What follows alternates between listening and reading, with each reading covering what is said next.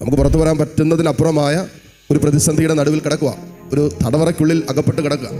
അപ്പം അങ്ങനെ കിടക്കുമ്പോൾ നമ്മൾ ചെയ്യേണ്ടത് ദൈവത്തെ ആരാധിക്കുക, ദൈവത്തിൽ ആശ്രയം വയ്ക്കുക, ദൈവത്തെ സ്തുതിക്കുക, ദൈവത്തെ മഹത്വപ്പെടുത്തുക. മറ്റൊരു പരിഹാര മാർഗമോ മറ്റൊരു പോംവഴി അതിൻ്റെ നടുവിലില്ല. ശരീരത്തിൻ്റെയും മനസ്സിൻ്റെയും ഭൗതിക ജീവിതത്തിൻ്റെയൊക്കെ മേഖലകളിൽ കല്ലറയിൽ അടയ്ക്കപ്പെട്ട അല്ലെങ്കിൽ തടവറയിൽ അടയ്ക്കപ്പെട്ട അനുഭവത്തിലായിരിക്കുമ്പോൾ നമ്മൾ മറ്റ് പോംവഴിയിലേക്കല്ല തിരിയേണ്ടത്. ആദ്യം തിരിയേണ്ടത് ദൈവത്തിലേക്ക് തിരിഞ്ഞ് ആ അനുഭവത്തിൻ്റെ നടുവിലും ആ ഞെരുക്കപ്പെടുന്ന അനുഭവത്തിൻ്റെ നടുവിലും ദൈവത്തെ ആരാധിക്കുമ്പോൾ ആ അനുഭവത്തിലേക്ക് തന്നെ ദൈവം ഇറങ്ങി വരുന്ന ഒരു അനുഭവം ഉണ്ടാവും. ഒരു പ്രശ്നത്തിൻ്റെ പ്രതിസന്ധിയിൽ നിൽക്കുമ്പോൾ ആ പ്രതിസന്ധിയുടെ നടുവിൽ നിന്നുകൊണ്ട് തന്നെ ദൈവത്തെ ആരാധിക്കുന്നു. മാറിയിട്ട് ദൈവത്തെ ആരാധിക്കാന്നല്ല. നമ്മുടെ പലപ്പോഴും ചിന്ത എങ്ങനെ അറിയാമോ, ഈ പ്രശ്നം മാറിയിട്ട് ദൈവത്തെ ആരാധിക്കാം, ഈ പ്രതിസന്ധി മാറിയിട്ട് ഞാൻ ദൈവത്തെ സിക്കല്ല. പ്രശ്നങ്ങളുള്ളപ്പോൾ, പ്രതിസന്ധികളുള്ളപ്പോൾ അതിൻ്റെ നടുവിൽ കാലുറപ്പിച്ച് നിന്നിട്ട് ദൈവത്തിൽ പൂർണ്ണമായ വിശ്വാസം അർപ്പിച്ചിട്ട് ദൈവത്തെ ആരാധിക്കുക.